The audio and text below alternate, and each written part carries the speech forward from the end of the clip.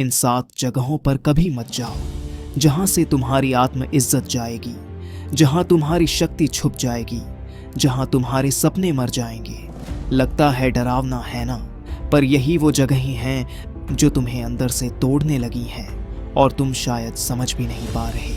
आज मैं बताऊंगा उन जगहों के बारे में जिनसे चाणक्य नीति हमें चेतावनी देती है।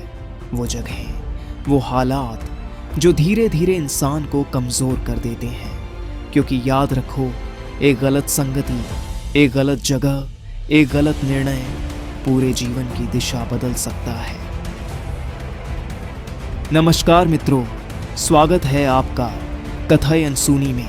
यहाँ हम रोज सुनाते हैं वो कथाएं जो प्रेरणा देती हैं, जो दिशा दिखाती हैं और जो हमारे जीवन के अंधेरों में रोशनी जलाती हैं।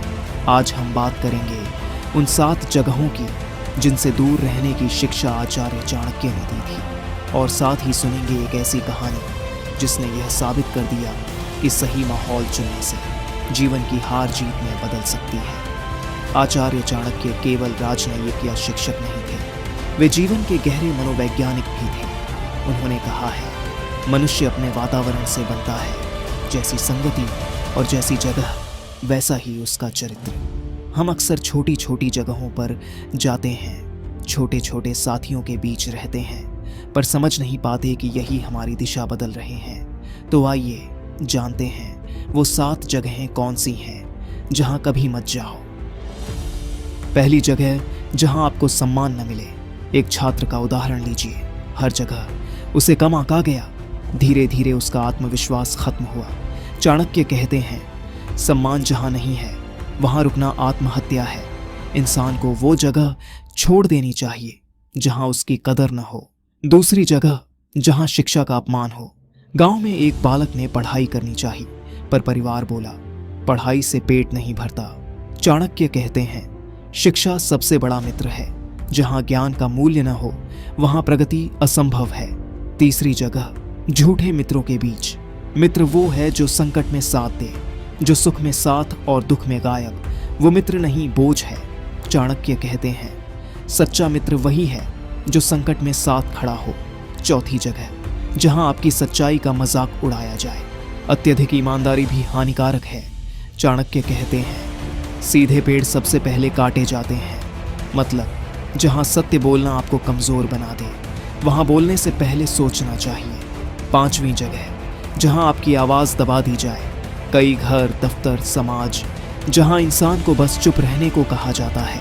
चाणक्य कहते हैं, चुप रहना बुद्धिमानी है, पर अगर चुप्पी आपकी आत्मा को दबा दे तो आवाज जरूरी है। छठी जगह, जहां डर का माहौल हो।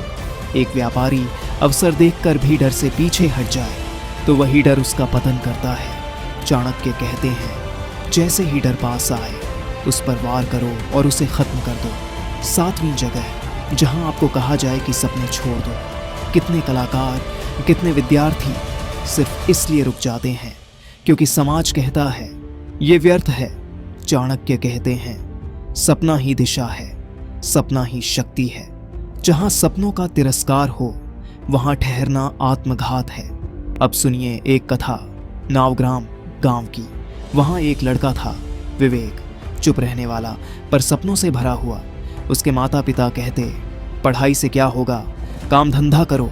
दोस्त कहते, मस्ती करो, जिंदगी ऐसे ही चलती है।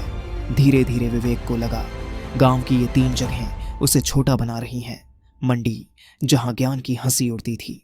बुजुर्गों की चौपाल, जहां सपनों को व्यर्थ कहा जाता था। और मित्रों का समूह जो सिर्फ मौज चाहता था। एक दिन एक साधु गांव आया। उसने कहा, बेटा, अपनी जगहें बदलो। जहां सम्मान हो वहीं रहो, जहां ज्ञान हो वहीं जाओ, जहां सपनों को उड़ान मिले वहीं ठहरो। विवेक ने निर्णय लिया, रातों को पढ़ाई की, छोटे काम किए, पैसे बचाए, शहर गया, शिक्षक मिले, सही मित्र मिले। धीरे धीरे वह विद्वान बन गया और सालों बाद वही विवेक गांव लौटा। लोग उसके पैरों में झुके।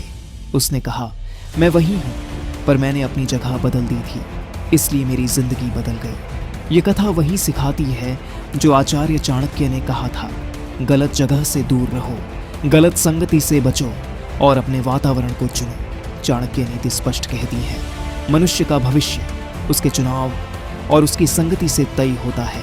तो मित्रों, आज की शिक्षा ये है, जहाँ सम्मान न मिले वहाँ मत रहो, जहाँ शिक्षा का अपमान हो वहाँ मत ठहरो, झूठे मित्रों को छोड़ो, ईमानदारी का उपयोग बुद्धि से करो, जहाँ पहचान दबे आवाज़ उठाओ, जहाँ डर राज करे साहस लाओ, और जहाँ सपनों को कुचला जाए वहाँ से निकल जाओ, क्योंकि याद रखो, आपकी जगह ही आपकी पहचान बनाती है।